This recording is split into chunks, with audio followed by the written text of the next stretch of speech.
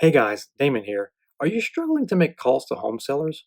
Maybe you're to the point where you're tired of all the rejection, or worse, you get to the point where just even picking up the phone feels like a nightmare.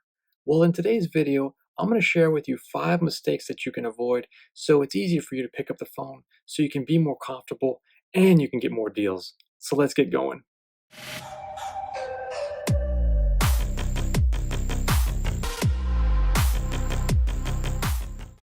I know that feeling, that pit in your stomach or the nerves that you feel inside when you have to pick up the phone and talk to home sellers. You might even get to the point where you start sweating just thinking of doing it, or you look for other things that you can do just to avoid making the calls. But if you don't pick up the phone, you don't have a chance at making money for you and your family.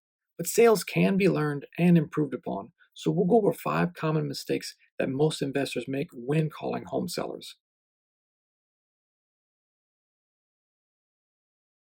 The first mistake is actually before you even pick up the phone and dial. It's your mindset. You need to have a confident mindset. Even if you need a deal real bad, you need to have the mindset that they need you, not you need them. You're a possible solution to their problem. Do they want the prescription to fix their problem or not? It's either yes or no. If it's yes, great. If it's no, you move on. They're not ready today. But they may be ready as their motivation level increases, so never slam the door shut. The bottom line is you don't want to come off as desperate or needy to get a deal. A successful investor doesn't beg. The second mistake is sounding like everyone else. You want to be different. Right when they pick up the phone, you want to use a pattern interrupt and say something different instead of, "Hi, I was calling about your house. Can I ask you some questions about it?" Say something like, "Oh, I finally got a hold of you. It's sold already, right?" And they might be like, "Who is this? Or what is this about?" And you can say, "Your house at 133 Main Street. I'm probably late and you've sold it already, right?" You just want to stand out and be different so they don't think that you're just another time waster or a realtor trying to get a listing. And a pattern interrupt does just that.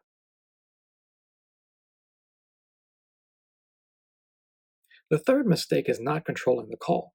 How do we do that? We do that by asking questions. You want to get the home seller talking about their home and their situation. If they start hammering you with questions, then you begin to lose control of the call. Or worse, you become defensive or you start to present your offer in detail, all before you've even qualified the seller to know if you should even make them an offer. If they do start asking questions, you want to redirect the questions back to them, like, "That's a great question. I'm not sure. Is there a reason you've asked that?" That's how you regain control of the call, by asking questions to get them to answer you. Remember, they have a problem, not you. The fourth mistake is using a script when you're calling home sellers, because no two calls are alike. If the seller asks you a question off script, you're going to panic because you don't know what to say. They're not following the same script as you, so they can't play along with the game. To overcome that, you have to have a sales system that you can use on every single call. You want to qualify the home seller for their level of motivation, the time frame that they need to sell in, the financials in regard to the home, and who's all involved in the sale. You have to be fluid. Yes, you can have some bullet point questions, but following a script to the T will hurt you in the long run, which means your bank account will ultimately suffer. The fifth mistake is not getting a firm commitment when speaking to the seller. On every call, you either want to get a yes, a no, or a firm commitment for another date. Anything other than that is going to be a waste of your time. If the seller says that they need to think it over, or they use words like maybe, might, could, then you don't have anything at all. They're not giving you committed responses. If you can't lock them down for a firm commitment, then you can pretty much go ahead and make it a no. And just tell them that you won't be able to do business with them today. You want to be the one to tell them no, not them dragging you around for weeks on a maybe, thinking that you have a deal when you have nothing. A maybe doesn't pay the bills. So there you have it, the 5 mistakes that you want to avoid when calling home sellers to see if you can create a real estate deal with them.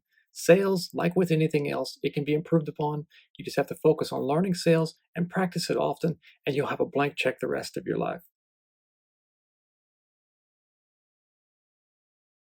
If you have any questions about getting started in real estate with strategies, marketing, sales, feel free to call or text me. I answer my own phone. My number is 314 764 5656, or go to my website, damonboudreaux.com, and schedule a free 15-minute consultation.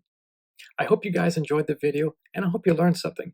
If you did, click the like button below, leave a comment below, and subscribe for more. Thanks for watching.